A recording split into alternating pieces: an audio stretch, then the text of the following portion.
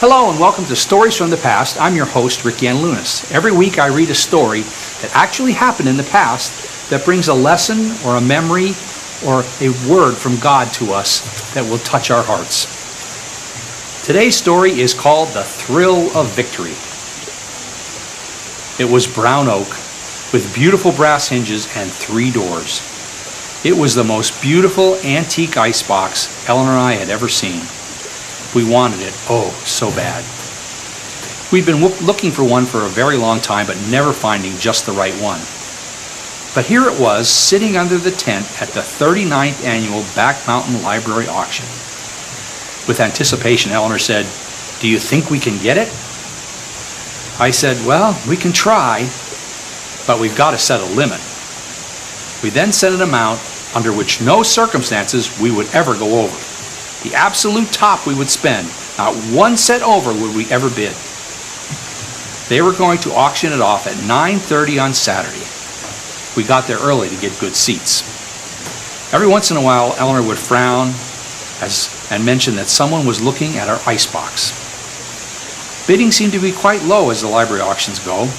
My additional doubt about succeeding in bidding for the icebox turned into guarded optimism. 9:30 came and went. They didn't bring the icebox to the block. I thought, oh no, they forgot about it. Finally, at 10:30, they carefully moved the icebox up to the auction block. Oh, what a beauty. Bidding started off vigorously. I hung back, waiting for all the flurry to settle, and as bidding slowed to smaller increments, I entered the bidding. But by this time, it was frightfully close to our limit. I wondered, do I have enough room to knock out the other bidders? I bid again, was raised, and I bid again.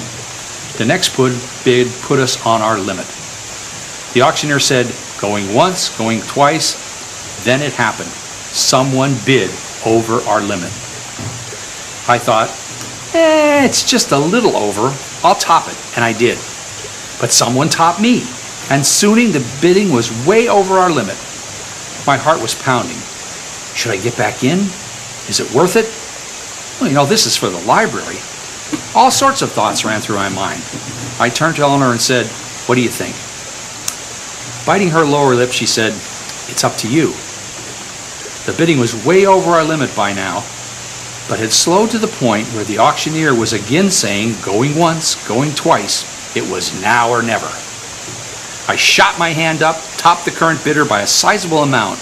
Oohs and ahs went through the crowd.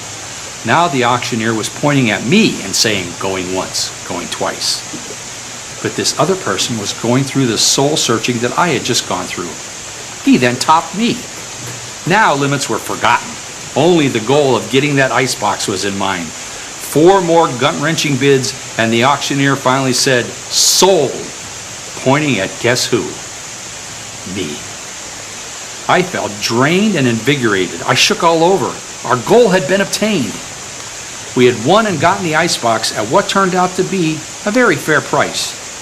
You see, the limit we had set was unrealistically low. It was artificial, but a real wall to overcome.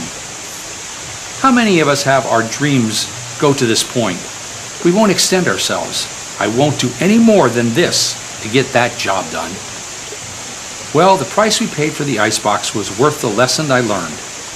If you really want to reach those goals in life, to do that job with all you've got and all the skills the Lord has given you, go for it. Work hard and sweat, then do it again. No limits, because we children of God can do all things through Christ who strengthens us.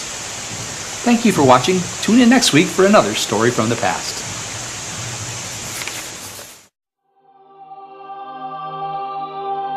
Freedom Hill.